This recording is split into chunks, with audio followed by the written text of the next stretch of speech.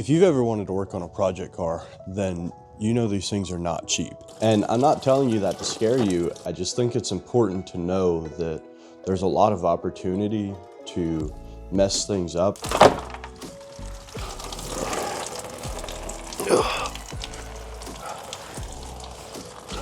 And if you're one of those people that don't know a whole lot about cars, guess what? Me too. I'm new to this hobby for the most part. I understand cars, I understand like mechanically how they work, but if you ask me how everything works together, I may or may not be able to tell you. So now you may be wondering, if I don't know that much about cars, why do I want to do this? I have a wife and 3 kids that I could much better spend money on stuff for them. Let's be real, if you've never worked on a car before, you may not even know where to begin. And you may already know this, right? But these things, they're not cheap. In today's economy, this may be the last thing on your mind, or the last thing you think you'll ever be able to do. And that's how you wound up here. And if it is, I'm glad you're here. I hope that you get to see something cool and experience something cool with me. If this is your first project car, or if you're looking at getting your first project car, odds are you don't have the tools that you need to actually work on the car. So on top of finding something cheap that you can learn on, you also need to find some relatively cheap tools that can help you get the job done. Because the fact of the matter is, if you ask anybody what tools you should get, odds are they're going to tell you to get some expensive things like Milwaukee drills or Snap-on tools. And if you blow your whole budget on tools, then you can't have fun wrenching on your cars. Now, before we can even talk about project cars or what we plan to do on the truck that you've already seen in the background, I want to give you a couple of tools that are absolute must if you're even thinking about doing a project car, and hopefully you already have some. If not, this is probably going to be your first step. And first off, and probably the most important, you're going to want a set of sockets. I know it's just one, but sockets and wrenches to go with it. I'm an idiot. Ratchets. You want ratchets to go with it. And then, of course, after that, the next most important thing you can possibly have are wrenches. These are wrenches. Preferably combination where you have the closed in and the opened in. Now, after you get your wrenches, you're going to want yourself a set of pliers. You can find these pretty cheap at Walmart, Harbor Freight. Doesn't really matter. You're just getting started. Get yourself a cheap set.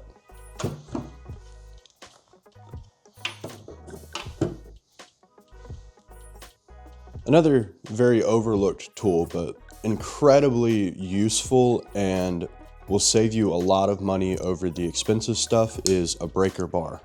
Now, this has the ratcheting head. You'll fit your sockets on here, but it doesn't have the ratchet itself. So when you go break stuff open, you don't need an impact wrench, which can easily run you up to $300.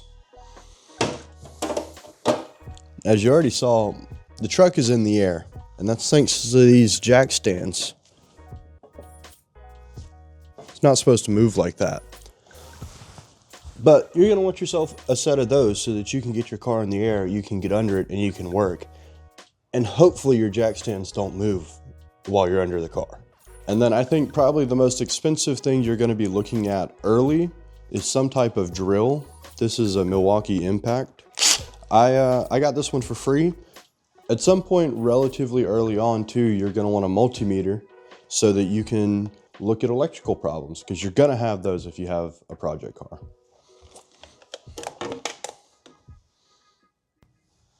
Of course, working on cars wouldn't be fun if we weren't beating things off, so you're going to need something like a hammer, a mallet, a dead blow, any of those, something to break things off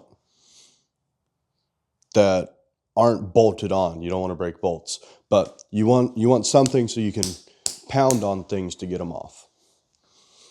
If you don't have a set of these are fantastic. They're hose clamp pliers, and I mean, you can set them on your hose clamps, clip down, and they just work wonders. If you want to pick yourself up a pair of these, there will be a link in the description to an Amazon page. You don't need anything fancy or expensive, but they are very, very handy. So today we're currently in our 2000 Nissan Frontier, and I told you guys that I want to start some projects on this and turn it into just an absolute beast. But first I got to thinking, I've owned this truck for 10 years and it's been in my family since it was made. But I don't actually know what all's going on inside of it, what parts it has.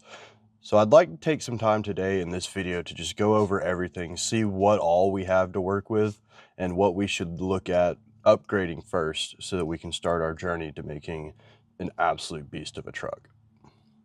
So I've gone ahead, put her on jacks, and I've gone and I've disconnected the battery, but this is what she looks like currently. And honestly, I mean, there's nothing really wrong with her. She's had good maintenance over the past 26 years. It's mostly cosmetic stuff that's wrong with the truck, and right now real dirty because I drove through a mud hole yesterday. But I was working on taking off my wheels, and back here, can you pay attention to me? So I was back here taking off the rear wheels, and just to give you an idea of how old the truck is and just how dirty some of the things are. I mean, look at what we've got going on here in this drum brake, just caked up over who knows how long it's been since these have been changed. I'm actually not even sure they've ever been changed. I mean, it's just brake dust everywhere, caked up in here. Look at all that. All right, so sitting down here behind the rear wheel well, you can see, if I get down here, we've got drum brakes in the back, along with a leaf spring suspension. So that's gonna make things quite awkward and difficult, especially considering people don't really make good suspension upgrades for this to do heavy off-roading. So I'm not sure what solution we're going to find. But that's where we're at, and that's what we're starting with. I do know eventually we're gonna put a sizable lift on the thing, get some bigger tires, get some off-road tires, so that we can take it out and have fun, because I almost got stuck in like an inch of mud yesterday. So currently we're not in the best position to be out there running this thing through deep water, deep mud, or anything like that. Coming around to the front here, we've got these tires off, and it's a more standard setup with our rotor and our pad, which this caliper has been on the truck since it was made. And I know that for a fact. With an upper and lower control arm and these ball joints up front, you can see they're quite dirty. This grease is getting out everywhere, which is a little bit concerning, but these were replaced maybe 10 years ago, maybe 11. But that was the first kind of mechanic job I ever did, was replacing these ball joints right here. But now we get around to all the fun stuff, the under the hood portion. And this right here is the VG33E. This was the motor that came in the Nissan Frontiers from about 96 to 2000. If you were unlucky, you got one all the way up to 2004. The engine that came in the first gen Frontier, Pathfinder, all those cars. After 2000 though, they did the VG33ER, which would fit in this truck, and I'm considering throwing one in, but we haven't gotten to that bridge yet. But the ER, it comes with a supercharger, which is kind of cool, but there's a lot that we would have to change out on the rear end and just up front to be able to make that work.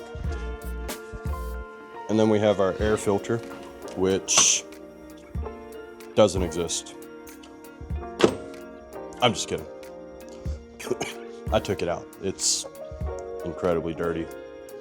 I actually don't know what kind this is or if it's something that I can clean off. I'm probably just gonna get a new one that can be cleaned out. And actually, looking down here at the block, you can see this.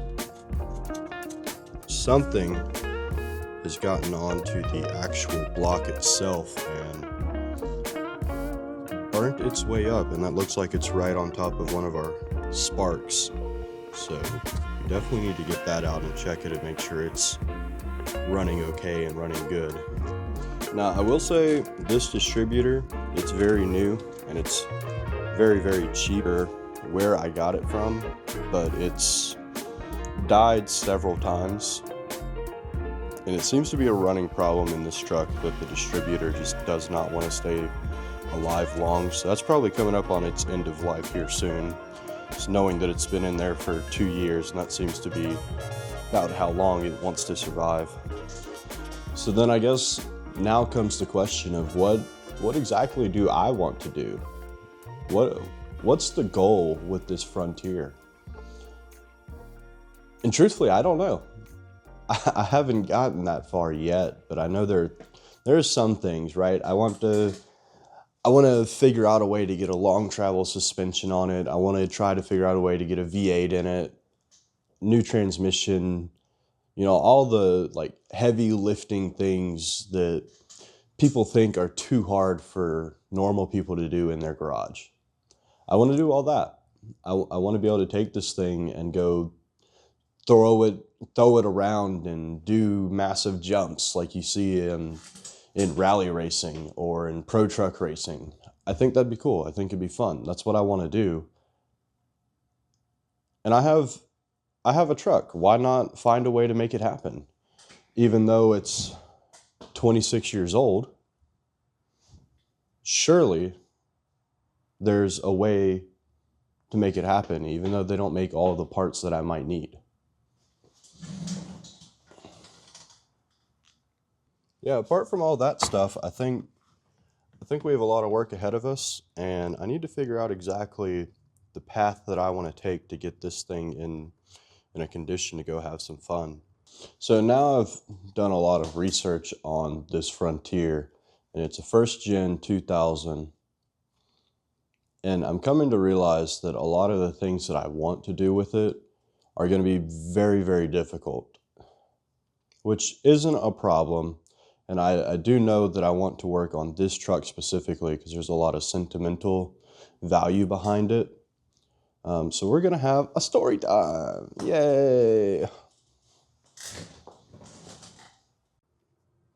I've had this truck for a very long time, and over the years, I've gotten a new daily driver that it just simply does better on gas mileage and everything. So this truck has seen quite a bit of neglect and being driven, and I want to change that. I want to get it back out, having fun, doing what she was made to do.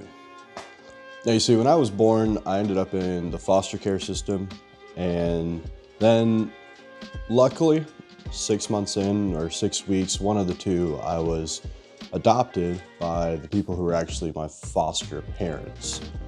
And my now dad quickly realized that the Corvette he had was not going to be a good vehicle to get around in, especially with a baby. So he sold it and he bought this truck, and it's been in our family ever since. And he actually passed it down to me when I got my driver's license.